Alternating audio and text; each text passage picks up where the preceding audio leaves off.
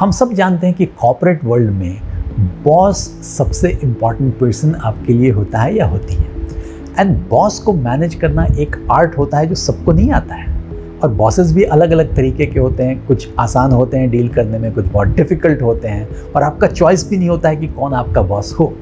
तो आप बॉस को मैनेज करना कैसे सीख सकते हैं? आप वो आर्ट कैसे सीख सकते हैं जिसके थ्रू आप बॉस को इफ़ेक्टिवली मैनेज कर सकें?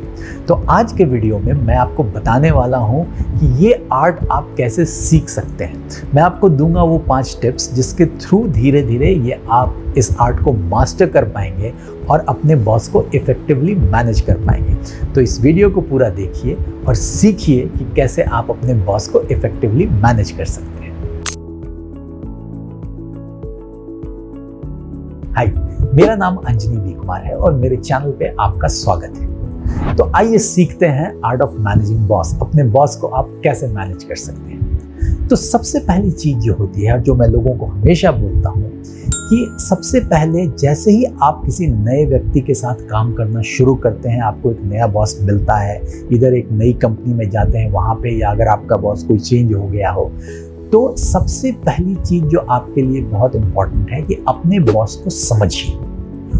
उनके साथ आप थोड़ा समय व्यतीत कीजिए, उनसे कुछ बातें कीजिए, उनके एक्सपेक्टेशंस को समझिए, वो उनके क्या ड्राइवर्स हैं वो समझिए, वो किस तरह से काम करते हैं वो समझिए, सबऑर्डिनेट्स के प्रति उनका क्या एक्सपेक्टेशन है वो समझिए, आपके प्रति उनका क्या एक्सपेक्टेशन है वो समझिए। तो ये बहुत ही आवश्यक है कि इस रिलेशनशिप के शुरू में ही आप ये एक सर्टेन लेवल की अंडरस्टैंडिंग डेवलप करें। इससे क्या होता है कि एक ट्रस्ट बिल्ड होता है over a period of time. आपको भी पता होता है कि उनका काम करने का तरीका क्या है, और शुरू में अगर आप कुछ क्वेश्चंस भी पूछते हैं उनसे तो कोई प्रॉब्लम नहीं होता, बिकॉज ये रिलेशनशिप की शुरुआत है। ये उनके लिए भी अच्छा होता है कि वो आपको समझें, आपके लिए अच्छा होता है कि आप अपने बॉस को समझें और एक रिलेशनशिप सही तरीके से आगे बढ़ सके। तो ये सबसे पहले करना बहुत ही आवश्यक है कि आप कुछ समय बिताएं, कुछ बातें करें, कुछ क्वेश्चंस पूछें और कुछ चीज़ों को क्लैरिफाई करें बहुत अच्छी तरह से, सो दैट वो एक दो लोग जो अनजाने हैं उनकी अंडरस्टैंडिंग बहुत क्लियर हो जाए, वो एक दूसरे को समझने लगे, वो एक दूसरे की एक्सपेक्टेशंस को समझने लगे, वो आपसे क्या आउटपुट चाहते हैं वो आप समझने लगे। तो ये एक पहले बेस अगर सही सेट हो जाता है तो आगे काम करना बहुत आसान हो जाता है, दिक्कत नहीं होती है। तो सबसे पहले आप इसमें थोड़ा सा टाइम इन्वेस्ट करें, थोड़ा समय व्यतीत करें और समझें अपने बॉस को और एक ट्रस्ट एस्टैब्लिश करें। एक बार आपने ये ट्रस्ट बिल्ड कर लिया, थोड़ी अंडरस्टैंडिंग बन गई, तो दूसरी चीज़ जो बहुत ज़रूरी हो जाती है वो होता है कि आपका अपने जॉब को समझना। क्योंकि कोई भी बॉस ऐसा नहीं होता है जिसका ये एक्सपेक्टेशन नहीं होता कि उनके सबऑर्डिनेट्स उनके बेसिक जॉब्स को डिलीवर नहीं करें। वो एक बेसिक रिक्वायरमेंट है, वो आपको करना ही है। वो छोड़ के आप अपने बॉस को मैनेज नहीं कर सकते। तो पहले आपको अपना जॉब डिस्क्रिप्शन अच्छी तरह समझना होगा, उसमें आपको क्या डिलीवर करना है, आपके क्या KRAs हैं, OKRs हैं, जो भी आप यूज़ करते हैं, वो समझना बहुत ही आवश्यक है। क्योंकि वो आपने अगर डिलीवर किया रेगुलर बेसिस पे तो उसके बाद बॉस को मैनेज करना बहुत आसान हो जाता है। क्योंकि एटलीस्ट वो एक एरिया नहीं है जहाँ पे आप कोई मौका दे रहे हैं अपने बॉस को नाखुश होने का। उनका एक बेसिक एक्सपेक्टेशन तो मीट हो रहा है कि आपको जिस काम के लिए उन्होंने रखा है आप वो काम अच्छी तरह कर रहे हैं। तो काम को समझना बहुत आवश्यक है। कई बार मैंने लोगों को देखा है कि वो ज़्यादा टाइम अपने बॉस को मैनेज करने में ही बिताते हैं और काम पे थोड़ा कम ध्यान देते हैं। वो सोचते हैं कि अगर बॉस को ऐसे मैनेज कर लिया तो फिर काम तो निकल जाएगा। ये होता नहीं है। काम अच्छी तरह होना एक बेस लेवल रिक्वायरमेंट है इस आर्ट को समझने के लिए, तो उस पर ध्यान दें। पहले बॉस को समझें, उनके एक्सपेक्टेशंस को समझें, ट्रस्ट बिल्ड करें और फिर काम को समझें और उसके हिसाब से डिलीवरी करें। तीसरी चीज़ जो मैं लोगों को बताता हूँ और जो बहुत ही आवश्यक है वो है अपने बॉस के साथ रेगुलर कॉन्वर्सेशंस करना, एक कम्युनिकेशन चैनल को स्टैब्लिश करना। क्योंकि अगर आपने उनकी बेसिक एक्सपेक्टेशंस को पहले समझ लिया, अपने काम को समझ लिया, तो इस रिलेशनशिप को आगे ले जाने के लिए आपको रेगुलर बेसिस पे कॉन्वर्सेशंस करते रहना पड़ेगा। कई बार जो अच्छे बॉसेस होते हैं वो खुद एक टाइम फ्रेम सेट कर देते हैं कि वीक में एक बार आपसे वो मिलेंगे, बातें करेंगे, और उस तरह से ये रेगुलर कम्युनिकेशन चैनल स्टैब्लिश हो जाता है। बट अगर आपके बॉस ने ये टाइम फ्रेम सेट नहीं किया है तो ये सोचकर खुश नहीं हो जाइए कि अरे मेरा बॉस तो मुझे बुला नहीं रहा है या रही है एंड सब कुछ ठीक है। नहीं, आपको खुद इनिशिएटिव लेना पड़ेगा और अपने बॉस से रिक्वेस्ट करना पड़ेगा कि वीक में एक दिन 15 मिनट, आधे घंटे जब भी है, एक थोड़ा सा एक कॉन्वर्सेशन सेट कर लें। इस पे वीकली बेसिस पे आप उनको बताएं कि आपने क्या काम किया है, उनसे फीडबैक लें, आपको जो दिक्कतें हो रही हैं उसके बारे में बात करें, कुछ क्वेश्चंस पूछने हैं, क्लैरिफिकेशंस पूछने हैं, उसके बारे में बात करें। तो ये एक रेगुलर कम्युनिकेशन चैनल का स्टैब्लिश होना बहुत ज़रूरी है अपने बॉस को मैनेज करने के लिए। जहां मैंने देखा है लोग गलतियां कर जाते हैं कि वो नए बॉस के साथ कुछ समय तक ये चैनल रखते हैं, फिर बाद में जब एक कंफर्ट बिल्ड हो जाता है तो धीरे धीरे ये कम्युनिकेशन बंद होने लगता है। ये नहीं होने दीजिए, इसे एक डिसिप्लिन बना लीजिए कि वीक में एक बार मुझे अपने बॉस के साथ टच बेस करना है, बातें करनी है, थोड़ा अपडेट्स देना है, फीडबैक लेना है, तकलीफें बतानी है, और ये प्रोसेस चलता रहना चाहिए। बाकी कितने भी आप बिजी हैं, कॉर्पोरेट लाइफ में हम सब बिजी होते हैं, बट ये एक ऐसी चीज है जो मिस नहीं होनी चाहिए। ये आपको कंटिन्यूअस करते रहना है और एक अच्छे रिलेशनशिप विद बॉस का ये एक राज है। इसे अगर आप रेगुलरली फॉलो करेंगे तो ऑटोमेटिकली आपके बॉस का अप्रोच आपकी तरफ काफ़ी पॉजिटिव होने लगेगा।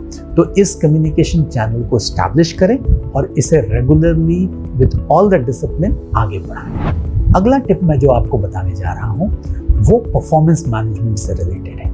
तो जैसा हमको पता है कि हर कंपनी में साल में एक बार परफॉर्मेंस रिव्यू प्रोसेस होता है, कुछ कंपनीज में साल में 2 बार भी होता है, एंड जहाँ पे आपका एक परफॉर्मेंस का रिव्यू होता है, रेटिंग मिलती है, सैलरी इंक्रीमेंट होता है, बोनसेस मिलते हैं, तो एक प्रोसेस चलता है। तो एक कंपनी का तरीका होता है जहाँ पे साल में एक बार आपको इस प्रोसेस के थ्रू गुजरना पड़ता है। लेकिन उसके अलावा भी मैं हमेशा लोगों को बोलता हूँ कि 3 महीने में एक बार आप अपने बॉस के साथ एक परफॉर्मेंस रिव्यू कॉन्वर्सेशन जरूर सेटअप करें, क्योंकि आपकी कंपनी की तरफ से ये सेटअप नहीं होगा। तो आपको ये इनिशिएटिव लेके एक परफॉर्मेंस रिव्यू कॉन्वर्सेशन सेटअप करना पड़ेगा।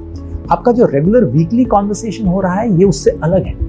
ये आपका प्योरली परफॉर्मेंस पे फोकस्ड कॉन्वर्सेशन होना चाहिए। KRAs के अगेंस्ट, OKRs के अगेंस्ट आपका कॉन्वर्सेशन होना चाहिए, जहां आप एक रिपोर्ट कार्ड पेश करें अपने बॉस को, बताएं कि हर KRA के अगेंस्ट आपने क्या अचीव किया है और उनसे फीडबैक लें कि उनकी क्या एक्सपेक्टेशंस है। ये एक फॉर्मल कॉन्वर्सेशन होना चाहिए, कैजुअल वे में नहीं होना चाहिए। इससे होता क्या है कि अगर जब साल के अंत में अगर आपने कॉन्वर्सेशंस नहीं किए हैं तो आपका अप्रेजल होता है, आपको जो भी रेटिंग मिलती है, जो इंक्रीमेंट मिलता है, बोनसेस मिलता है, आप खुश हों ना खुश हों उससे कोई फर्क नहीं पड़ता, वो डिसाइड हो गया, वो आपको दे दिया जाता है। यहाँ पे क्या होता है कि अगर आप क्वार्टरली बेसिस पे ये कॉन्वर्सेशंस कर रहे हैं तो आपके बॉस आपकी एक्सपेक्टेशंस को भी अच्छी तरह से समझने लगते हैं या समझने लगती हैं, और उस हिसाब से उनका भी एक फाइनल दिमाग में बात आ जाती है कि मुझे क्या रेटिंग देनी है, कैसा इंक्रीमेंट देना है, करियर को कैसे प्लान करना है मेरे सबऑर्डिनेट के। आप भी रेगुलर बेसिस पे उस चीज़ को कम्युनिकेट कर सकते हैं, तो इससे ये प्रोसेस आसान हो जाता है। तो साल के अंत में आपको कोई सरप्राइज नहीं मिलता है,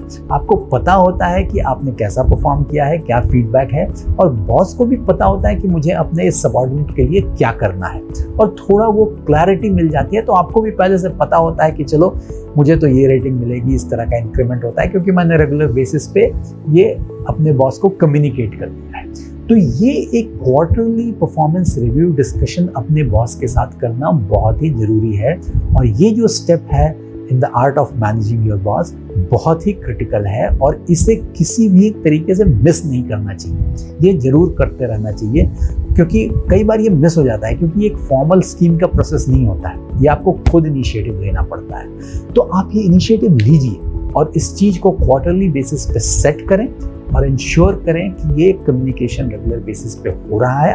आप अपना रिपोर्ट कार्ड प्रस्तुत कर रहे हैं और उसी बेसिस पे आपको फीडबैक मिल रहा है, आप अपने एक्सपेक्टेशंस कम्युनिकेट कर रहे हैं और उसी हिसाब से आपके बॉस उस चीज़ को आगे मैनेजमेंट तक ले जा रहे हैं और आपके लिए वो फेवरेबल डिसीजंस आ सकता है। एंड फाइनली जो लास्ट स्टेप है जो मैं सबको बताता हूँ कि अपने बॉस को कभी सरप्राइजेस मत दीजिए। ये एक चीज है जो आपके अगेंस्ट में हमेशा फिर काम करेगी। ये अगर आपके बॉस को कभी ऐसा लग गया कि आपने कुछ ऐसा कर दिया लास्ट मोमेंट पे जो एक्सपेक्टेड नहीं था, आप कुछ हैंडल कर रहे थे कोई काम और उसमें फिर फाइनली कुछ चला नहीं, कुछ काम हुआ नहीं एंड फाइनली फिर आपको आपके बॉस के पास जाना पड़ा कि अब तो मुझसे नहीं हो रहा है। तो जब सब कुछ बिगड़ गया तो बॉस भी फिर कुछ नहीं कर सकते या कर सकती हैं। तो ये एक बड़ा प्रॉब्लम होता है।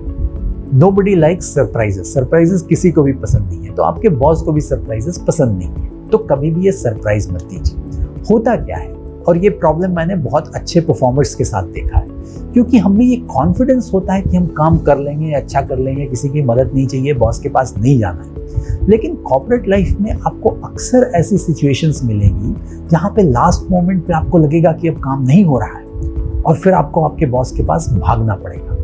तो उस लास्ट मोमेंट में भागने के बजाय अगर आप शुरू से ही अपने बॉस को ये बता के रख रहे हैं कि क्या प्रॉब्लम आ रही है और आप ये भी बताइए कि आप किस तरह से रिस्पॉन्ड कर रहे हैं, आप क्या स्ट्रैटेजी ले रहे हैं, तो अगर आप ये कलेक्टिवली इस प्रोसेस को करेंगे तो बॉसेस भी सरप्राइज नहीं होंगे अंत में और एक अच्छा डिसीजन भी लिया जा सकेगा जिससे इस तरह की प्रॉब्लम से आप बच सकें। क्योंकि सब कुछ बिगाड़ के अपने बॉस के पास जाना कभी भी एडवाइजेबल नहीं होता।